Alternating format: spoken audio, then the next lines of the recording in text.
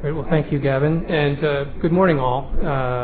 All of you in the room have been welcomed so far, but I would also like to welcome those that are joining us through the live stream this morning and this afternoon. It's my job before we start into our direct discussions to set the stage a bit for the substance and the procedures for our discussion. But before we do that, the water mandate now has a fairly long-standing tradition of a brief warm-up exercise that I'd like to take you through. This is not a cute warm-up exercise, and it's not particularly taxing for any of you. But what we'd like to do is to have an opportunity to understand the diversity of interests and perspectives that the mandate consistently draws to its sessions. And so what I'd like to do is, as I describe a category that you may fit in, if you could just raise your hand and then ask everyone to look around the room to just get a sense, again, of who's joining us today as we move through the discussions. So first, if I could see a show of hands from mandate endorsers. So mandate endorsers, show your hands. Terrific. Thank you. Next, NGO and civil society, participants from NGOs and civil society. I'm noticing approximately equal numbers. That always lends to strong debate. Terrific. The next is local, regional, and national governments, whether that's in India or from some other country around the world. So local, national, regional government. All right, it looks like I'm empowered to represent that perspective today. I always look forward to that opportunity. The next is international agencies. International agencies? Great, terrific. The next is consulting and research organizations. Consulting and research? Terrific. Several. I guess I have to raise my hand to that as well. I will do that. Thank you very much. Next is academia. Academia? Okay. All right. You're a little underrepresented. Can I join your caucus as well? Terrific. Thank you. Other private enterprise, so non-endorser companies, but other companies that have joined us today. Terrific. Great. It's always good. We welcome others. And then finally, the other category where I see how well I've done. Other? Someone that didn't have a chance to raise your hand. I think I've only seen one or two hands. That's actually the best I think we've done, isn't it, Gavin? Yes. So, all right. Well, thank you very much. So as you can see, we have a really diverse participation today, and that's great. That'll lend to terrific understanding and dialogue. So what I'd like to do next is just talk briefly about our ground rules, and they're really quite simple, but they're important to effective dialogue and expressing interest. So there's just a couple of things here. The first, we ask for active, focused participation, and in particular on this one, we just ask that you adhere strictly to our agenda today. It's a full agenda. It's an agenda that's received a lot of attention and work, so we'd like to stay very focused on those topics as we move through the day. The second is constructive input, and I think we all know what that means. But in particular, for a day like today, where we have a lot of sessions, we just ask that if you come into the conversation, that you're please very focused and succinct with your statements. And it's my job to ensure that, and those of you that have worked with me before know that I don't hesitate to enforce that particular ground rule.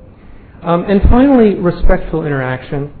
And here, it's key that we respect each other's values and legitimacy of interests as we move through the discussion. We need to be good listeners as well as strong providers of our perspectives. And then just for housekeeping, turn cell phones off or to vibrate only, please. We ask that you use scheduled breaks as possible. And in particular, as we move in at the end of the day to more of an in-room dialogue, we ask that you please wait to be recognized before speaking. And finally, avoid side discussions as you can. So if we follow these simple guides and rules, I think we'll have a very, very effective day.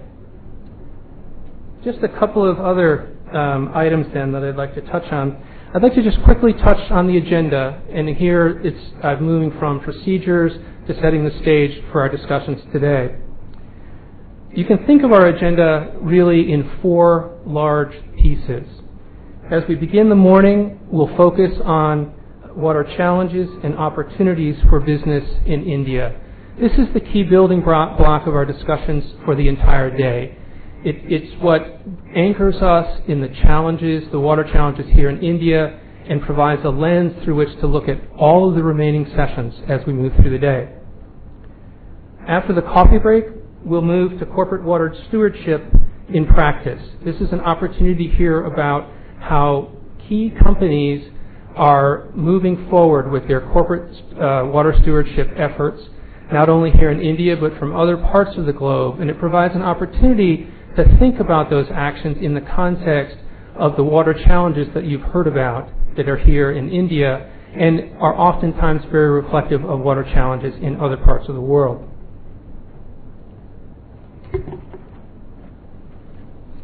You'll note that we have opportunities for discussion throughout the day. Because we're live streaming and because we have a lot of people in the audience, we're going to have a procedure for that. For those of you in the room, you'll note that there are these cards on your table. And what we'll do for each session as time allows is we'll ask you if you can put either your questions or observations on this card. We have volunteers in the room, and you can just raise your hand with your card and they'll collect your card. Those cards will come to Gavin, and then they'll bring those cards to me so I can put those into the discussion. So that's for those of you in the room. For those of you that are live streaming, there's a dialog box available to you that you can post your questions or observations. We'll be monitoring those, and we'll also look to move those in front of the group here and in front of our panelists. Okay, as we move to the afternoon, we'll start out with a video feed that's coming to us from Deputy Secretary General of the United Nations, Jan Eliasson. This is approximately a 5-minute video. It's an opportunity for senior officials at the United Nations to address this gathering, and we'll move from there after that into setting the stage for the discussions about the post-2015 agenda and the work that's being done on the Sustainable Development Goals. This really then sets the tone for the afternoon, where we've pivoted now to focus on the post-2015 agenda. What you'll see here is we have a couple of introductory sessions, and then we will move into each of the 3 thematic areas for water. We'll have an opportunity here for discussion among the panelists, and then as we move to the end of the day, we'll have a response panel and then some wrap-up. What you'll see with this agenda is there's an opportunity. We have the building blocks here from the water challenges in India. We move to corporate water stewardship practice, and then on to the thematic consultation areas for water. And there's an opportunity here to draw a thread through those and provide learnings across each of those areas. All right, let me just check and make sure I've gone through everything that I wanted to talk about. Just one other thing. The volunteers that are in the room that will be collecting the cards, could you raise your hands if you're here? Okay, so you'll see who these are, and just make sure you wave your card in their direction and they can come by and get it. All right, with that, I'd like to invite the first panel of speakers to please come up. We'll get you settled, and we'll move into the first set of presentations. Thank you all very much.